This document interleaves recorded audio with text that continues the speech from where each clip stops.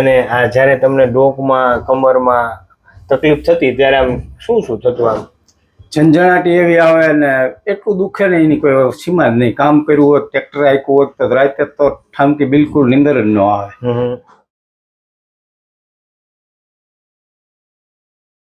તો મિત્રો આપણી સાથે અત્યારે દલિતચંદ પ્રભુજી છે, જેમને પણ ખૂબ તકલીફ હતી. તો આપણે તેને જ પૂછીએ કે કેવી તકલીફ અત્યારે હવે છે કે નથી. તો પ્રભુ, આપ ક્યાંથી આવ્યો છો અને આપને શું તકલીફ થતી હતી પ્રભુ? હું મોરબી જિલ્લાના હળવદ તાલુકાના રણમલપુર ગામથી આવું છું. મારું નામ દલિતચંદભાઈ ધનજીભાઈ વરમોરા. અને આપને કેટલા સમયથી ને શું શું તકલીફ થતું હતું? તકલીફમાં શું શું થતું હતું? 9-10 વર્ષથી તકલીફ. વાવામાં ફાટે, રાતે ઊંઘ ન આવે, પગમાં ખાલી ચડે, એવી બધી સમસ્યા. રાતે કોઈ નીંદ 2 કલાક મેં નથી કરી 5-6 વર્ષથી. તો એ એટલી તકલીફ હતી.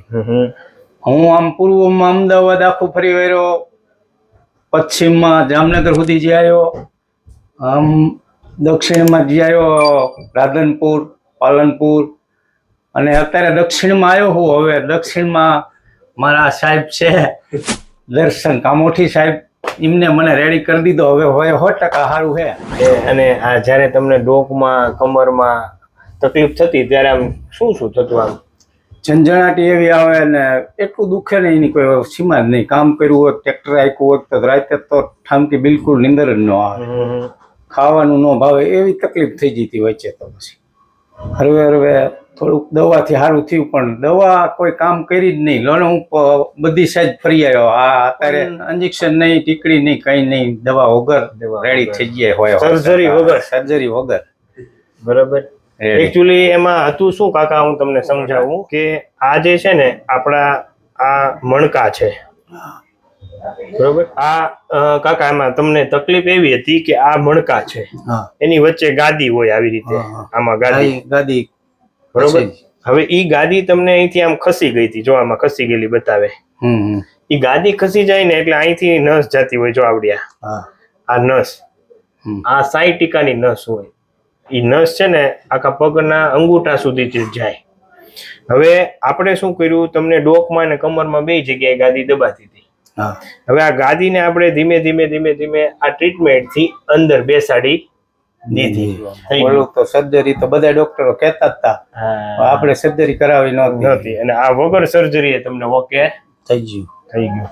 તો કાકા વિડીયો અમે YouTube માં મૂકી શકીએ? તમે વાંધો નહીં, મૂકી શકો. હું આ કેરમાં કહું કે ગમે એ આવે તો હાજર થઈ જશે એવી મને સંતોષકારક ટ્રીટમેન્ટ મળી છે. અને તમે બધા આવો તો 100% રિઝલ્ટ મળશે એવી ભગવાન પાસે સર્વેને કામના, શુભકામના. ખૂબ ખૂબ આભાર કાકા. ચલો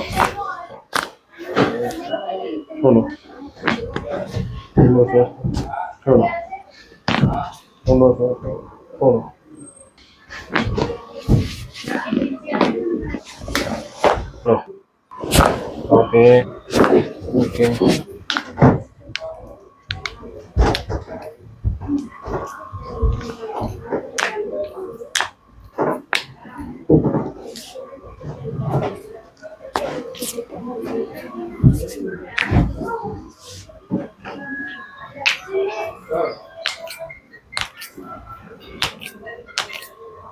ઢીલું ચડી ગયું.